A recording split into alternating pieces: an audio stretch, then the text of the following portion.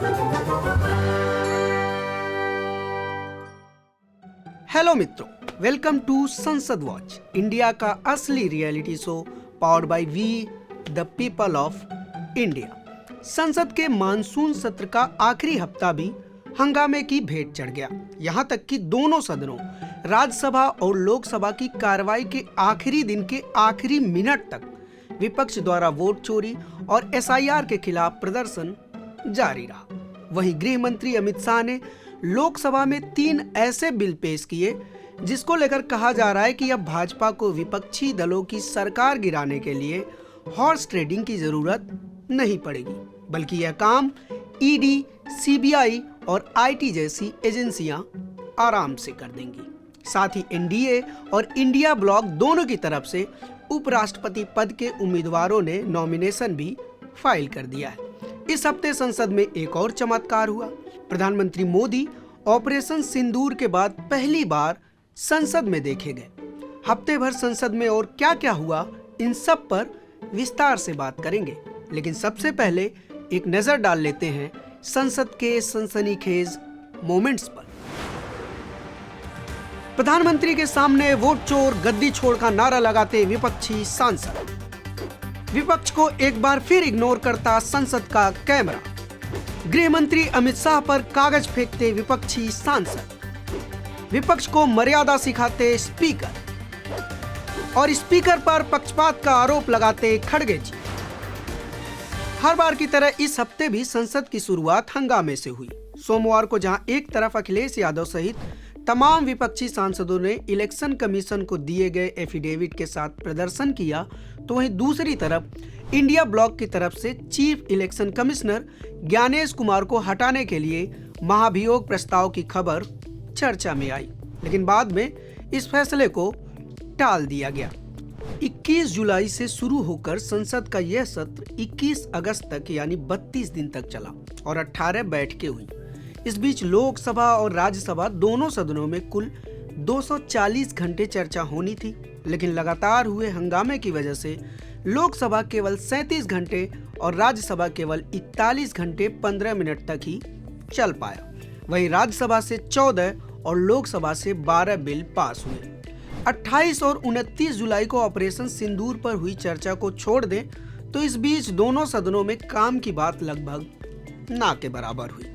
इसी तरह से सोमवार और मंगलवार को भी वोट चोरी और एसआईआर के मुद्दे को लेकर विपक्ष संसद के अंदर और बाहर हंगामा करता रहा, जिसको लेकर संसद बार बार स्थगित भी होता रहा।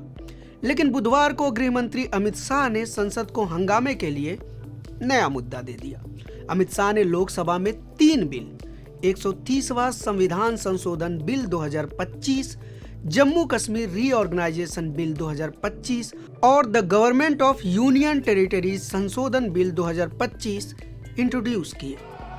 महोदय, मैं प्रस्ताव करता हूं कि भारत के संविधान का संशोधन करने वाले विधेयक को पुनर्स्थापित करने की अनुमति दी जाए। महोदय, मैं प्रस्ताव करता हूं कि जम्मू कश्मीर पुनर्गठन अधिनियम 2019 का संशोधन करने वाले विधेयक को पुनर्स्थापित करने की अनुमति दी जाए। महोदय, मैं प्रस्ताव करता हूं कि संघ राज्य क्षेत्र शासन अधिनियम 1963 का संशोधन करने वाले विधेयक को पुनर्स्थापित करने की मंजूरी दी। आसान भाषा में कहें तो 130वें संविधान संशोधन बिल में प्रावधान है कि अगर प्रधानमंत्री, मुख्यमंत्री या मंत्री ऐसे गंभीर अपराधों के आरोप में गिरफ्तार होते हैं जिनकी सजा 5 वर्ष या उससे अधिक है और गिरफ्तारी के बाद 30 दिन तक हिरासत में रहते हैं, तो फिर 31वें दिन वह स्वतः पद से हटा दिए जाएंगे। गृह मंत्री द्वारा ये बिल पेश करने के साथ ही विपक्ष ने विरोध करना शुरू कर दिया। विपक्ष की तरफ से सबसे पहले ओवैसी ने अपनी बात रखी। उन्होंने कहा कि ये चुनी हुई सरकार यानी कि इलेक्टेड गवर्नमेंट पर डेथ नेल यानी कि आखिरी कील की तरह है। भारतीय संविधान में यह संशोधन भारत को एक पुलिस स्टेट में बदलने के लिए लाया गया है। This government is hell bent on creating a police state. This will be a death knell and leash on elected government, sir. Indian Constitution is being amended to turn this country into a police state.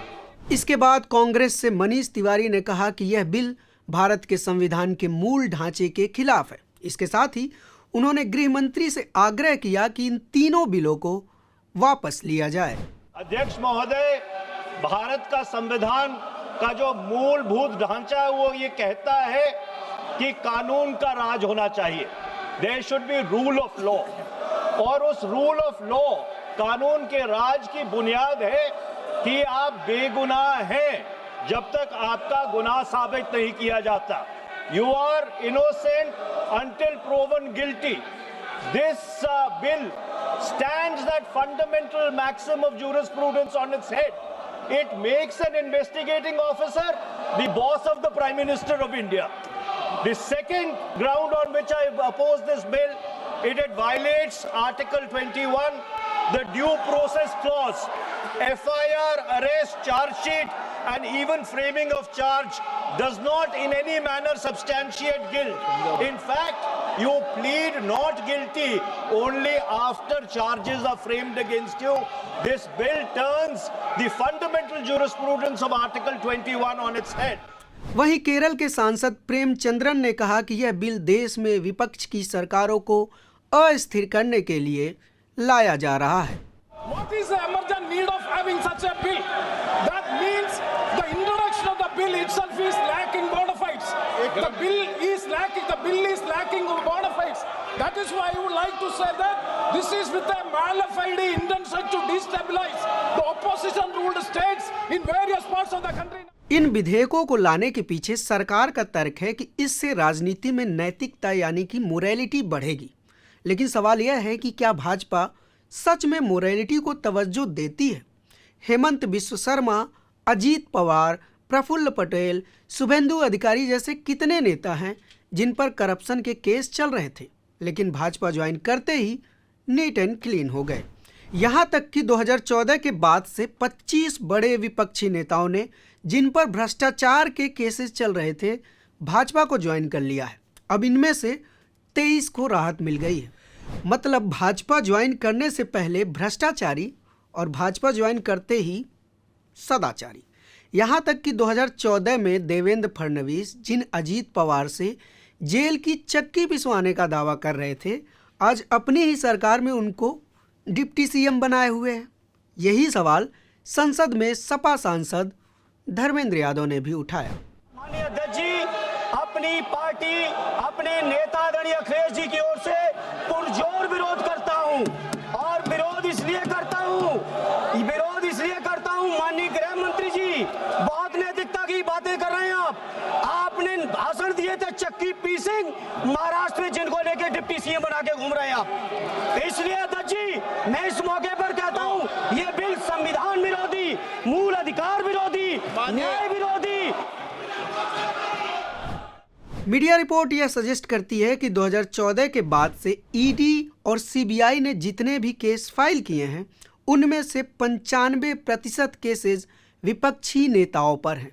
इनमें से कई नेता गिरफ्तार भी किए जा चुके हैं, जैसे कि दिल्ली के पूर्व मुख्यमंत्री अरविंद केजरीवाल, मनीष सिसोदिया, हेमंत सोरेन, सत्येंद्र जैन आदि। वहीं 29 जुलाई को वित्त राज्य मंत्री पंकज चौधरी ने एक सवाल के जवाब में सदन में जानकारी दी कि बीते 10 सालों में ईडी ने पीएमएलए एक्ट के तहत कुल 5,892 मामले दर्ज किए, लेकिन इनमें से केवल 8 मामलों में आरोपियों को सजा हो पाई है। यानी ईडी का कन्विक्शन रेट 0.13% है। ईडी के लो कन्विक्शन रेट को लेकर सुप्रीम कोर्ट ने भी चिंता जताई थी। साथ ही एजेंसी को फटकार लगाते हुए कहा था कि वह बदमाश की तरह काम नहीं कर सकती, उसे कानून के दायरे में रहकर काम करना चाहिए।